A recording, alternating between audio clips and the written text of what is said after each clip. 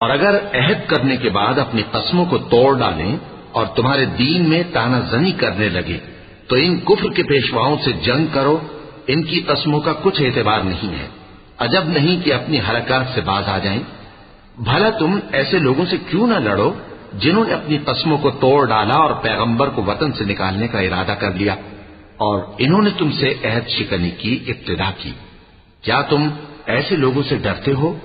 सो डरने के लायक तो अल्लाह है अगर तुम ईमान वाले हो।